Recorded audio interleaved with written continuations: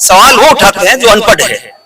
मैंने पीजी किया है, मैंने पढ़ा है, मैं बाबा साहब को पढ़ता हूँ, मैं बाबा साहब को सुनता हूँ। बाबा साहब ने केवल दलित समाज के लिए ही नहीं बल्कि हिंदुस्तान के प्रत्येक कौम के लिए काम किया। देश के संविधान ने, डॉक्टर बी.आर. अम्बेडकर के हाथों ने, उनकी कलम ने उनको जीना दिया है, उनको अधिकार दिया, उनको मान और सम्मान दिया है। इसलिए वो अगर मंदिर की तरफ जा रहे हैं तो निश्चित रूप से आज नहीं तो कल उनकी आंखें खुलेगी। और मैं तो कह रहा हूँ जितने मंदिर की तरफ जा रहे हैं उतनों की ज्यादा पिटाई उतनी भी अच्छी है, क्यों जाए मंदिर में।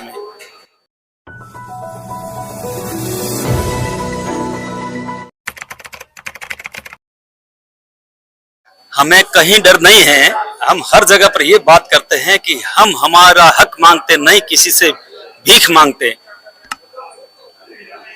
दलित समाज, बहुजन समाज सदियों से संघर्ष करता आया है और वो कभी भी डटने वाला, रुकने वाला नहीं है, अपने हक की लड़ाई लड़ते रहेगा। कुछ हालात परिस्थिति ऐसी बनती है कि जिसमें उग्रवादी दिमाग के लोग हैं, आतंकवादी विचारधारा के लोग हैं, जो जातीय आतंकवादी विचारधारा के लोग हैं, वो देश को, प्रदेश को इस तरह का भयभीत करने का माहौल बनाते हैं, वो अपनी जागीरदारी का माहौल बनाते हैं। लेकिन आखिर उससे कोई मिलने वाला नहीं है। आज का बहुजन समाज काफी जाग चुका है, वो उनकी हरकतों को समझता है और निश्चित रूप से हमें संविधान पर विश्वास है, हमें देश के कानून पर विश्वास है कि उनके साथ में, जिनके साथ में गलत हुआ उनको न्याय होगा और जो अत्याचार अन्याय है उनको सजा मिलेगी। सर हम जिस क्षेत्र से आए हैं उस क्षेत्र से हमारी लड़ाई जारी रहती है। परिसंघ ने वहां लड़ी लड़ी है, दलित मूवमेंट से वहां लड़ी है और आज उस हालात में वो लोग सहन नहीं कर पा रहे उस लड़ाई को, वो बोलना सहन नहीं कर पा रहे हैं, वो मूंछ रखना सहन नहीं कर पा रहे हैं, वो बराबरी की जगह पर बैठना सहन नहीं कर पा रहे हैं। इसलिए ऐसी घटनाएं होती है कि वो किसी न किसी प्रकार से बहुजन समाज को दबाना चाहते हैं, लेकिन बहुजन समाज दबेगा नहीं। लगी हुई आग पर अगर आप पानी डालोगे तो आग वो और ज्यादा लगेगी, न क्यों बुझेगी।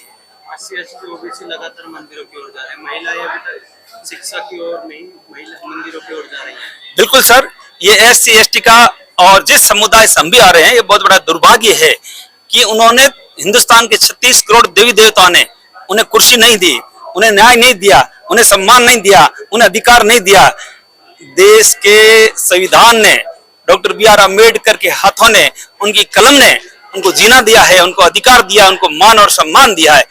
इसलिए वो अगर मंदिर की तरफ जा रहे हैं तो निश्चित रूप से आज नहीं तो कल उनकी आंखें खुलेगी। और मैं तो कह रहा हूँ जितने मंदिर की तरफ जा रहे हैं उतनों की ज्यादा पिटाई उतनी भी अच्छी है, क्यों जाए मंदिर में। हमारे बहुजन समाज में भी मनुवाद है। जब तक बहुजन समाज में मनुवाद रहेगा तब तक बहुजन समाज में एकता नहीं आएगी, क्योंकि हम दूसरों को गालियां देते हैं, दूसरों को गालियां बोलते हैं, लेकिन हकीकत देखा जाए तो बहुजन समाज में खुद में भी बहुत बड़ा मनुवाद है, उसमें बहुत बड़ा जातिवाद है। वो भी निचले से निचले तबके को दबाना चाहता है। जब तक उनकी मानसिकता में बदलाव नहीं आएगा, जब तक देश का बहुजन एक नहीं हो सकेगा। जब विचारधारा एक है तो पार्टियां दो क्यों नहीं, ऐसी है, मैं राजनीतिक कोई बात नहीं करना चाहता हूँ, मैं केवल समाज के हित की, समाज के सरोकार की बात करना चाहता हूँ। चाहे कांग्रेस पार्टी हो, चाहे बीजेपी पार्टी हो, कल कोई दूसरी पार्टी भी आ जाएगी। ये आम बहुजन समाज चाहता है कि हमारे साथ में न्याय हो और ये चीजें हमें मिले। अगर किसी बहुजन समाज पे किसी पे भी अत्याचार होता है, कोई भी उसके साथ में खड़ा नहीं होता। नहीं, ऐसी बात नहीं है कि बहुजन समाज के साथ में अत्याचार होता है और कोई खड़ा नहीं होता है। अगर जहां कहीं भी जागरूक लोग हैं वो खड़े रहते हैं और उनके साथ में आप जैसा मीडिया खड़ा रहता है, आपके माध्यम से आवाज पूरे हिंदुस्तान में फैलती है, आपके माध्यम से पूरे देश में वो आवाज पहुंचती है।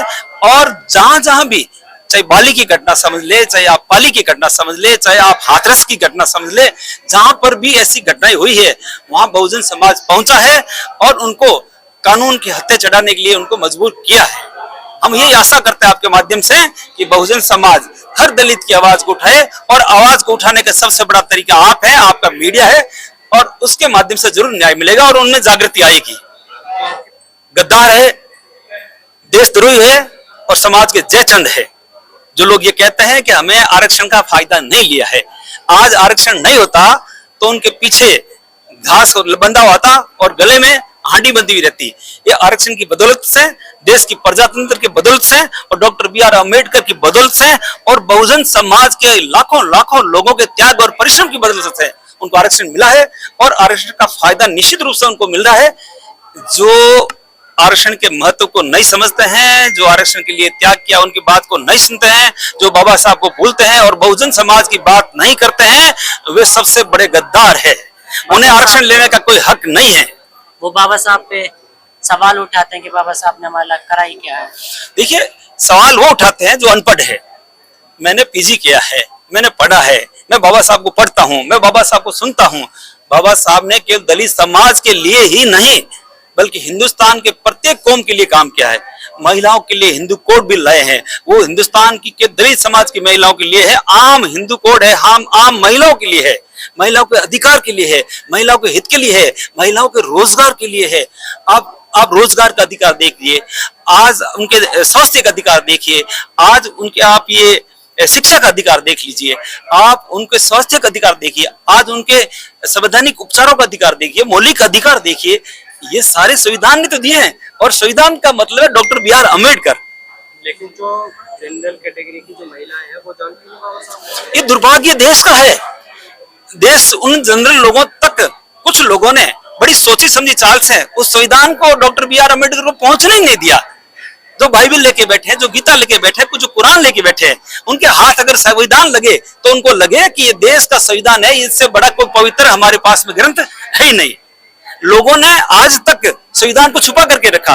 मैं कह रहा हूं कि 1-2 रुपए की किताब, चुटकुले की किताब आम मार्केट पर मिल सकती है, तो इतना बड़ा देश का संविधान मार्केट में क्यों नहीं मिलता है? देश का संविधान स्कूल में क्यों नहीं पढ़ाया जाता है?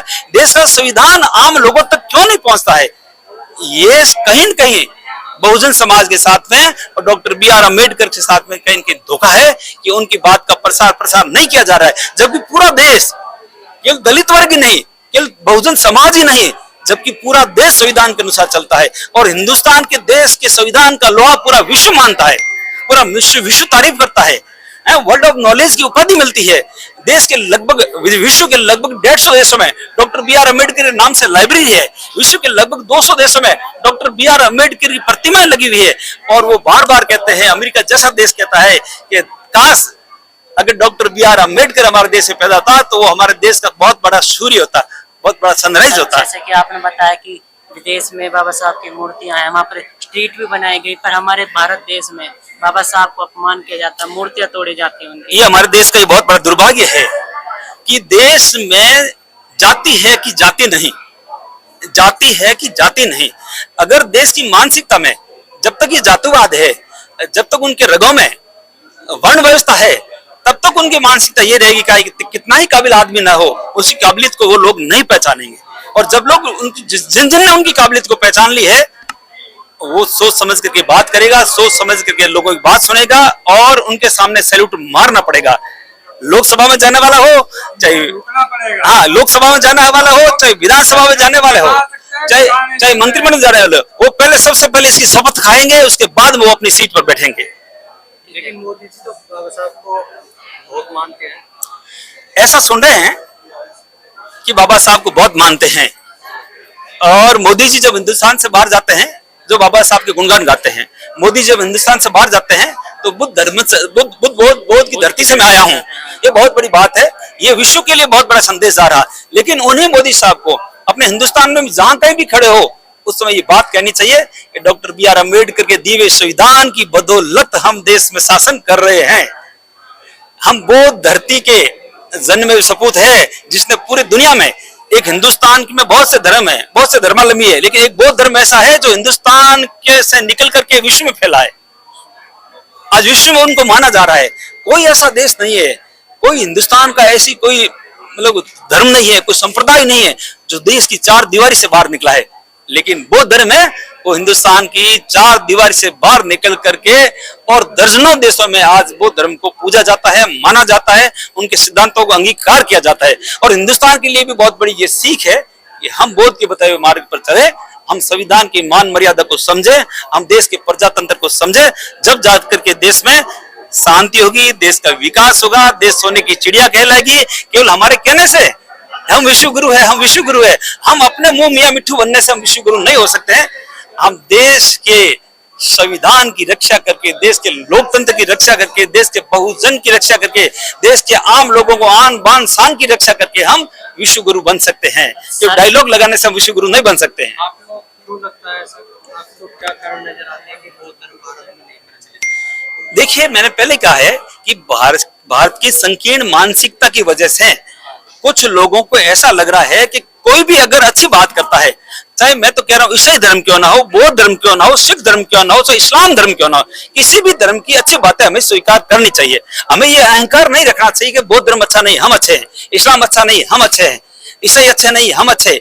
ये हमारी अहंकार की भावना हमें न अपना करके सारे धर्मों को, धर्म निरपेक्ष राष्ट्र होने के नाते सारे धर्मों की अच्छाई हैं, सारे धर्म का एक ही सिद्धांत है, मानव सेवा, इंसानियत सेवा, सबका विकास और सबको सम्मान। यही भावना, यही संदेश, यही पैगाम हर धर्म हमें कहता है। हिंदू तो कहते हैं कि हिंदू धर्म सर्वश्रेष्ठ है। ऐसा नहीं है, ये कोई भी धर्म है, सारे धर्म सर्वश्रेष्ठ है। मैं ये नहीं कह रहा हूँ कि हिंदू धर्म कम है, मैं ये नहीं कह रहा हूँ कि बौद्ध धर्म कम है। मैं कह रहा हूँ जितने भी धर्म हैं, अगर उनकी धार्मिक विचारधाराओं को अपनाया जाए, उसमें कट्टरता न हो, उसमें अगर सांप्रदायिकता की भावना न हो, उसमें अपने धर्म का अहंकार और ईगो न हो, तो सारे धर्म महान हैं, सारे धर्म को शिक्षा बड़ी है। आप देश को हिंदू राष्ट्र बनाने में कितना सहयोग करते हैं? सर, देश को हिंदू राष्ट्र बनाने के लिए आपका बहुत ही शानदार प्रश्न है। हम कल्पना नहीं कर सकते हैं कि ये देश कभी हिंदू राष्ट्र था या हिंदू राष्ट्र होगा। इस देश की पहचान देश के रगों में, देश की फिजा में प्रजातंत्र है, लोकतंत्र है और धर्मनिरपेक्षता है। इस देश की फिजा में हिंदू, मुसलमान, सिख और ईसाई सारे रहते हैं। कल हम हिंदू राष्ट्र की बात करेंगे, कल कोई इस्लाम राष्ट्र की बात करेगा, कोई बौद्ध राष्ट्र की बात करेगा, कोई खालिस्तान की बात करेंगे, कोई जैन धर्म की बात करेगा। कौन कौन से धर्म को लेकर के चलेंगे? हमारा देश तो धर्मों का एक प्रकार का शानदार गुलदस्ता है, जिसमें सब धर्मों का सम्मान रूप से हम उनके आदर और सत्कार करते हैं और उनकी अच्छी बातों को हम ग्रहण करते हैं और ग्रहण करना चाहिए। ये देश के लिए सोने की चिड़िया बनने का रास्ता है, देश का विश्व गुरु बनने का रास्ता है। कहीं पर भी अहंकार की भावना में आकर के कोई अपने अपने धर्म का गीत गाए, ये भारत का धर्मनिरपेक्ष राष्ट्र कहीं पर भी ये बात नहीं कहता है। धन्यवाद।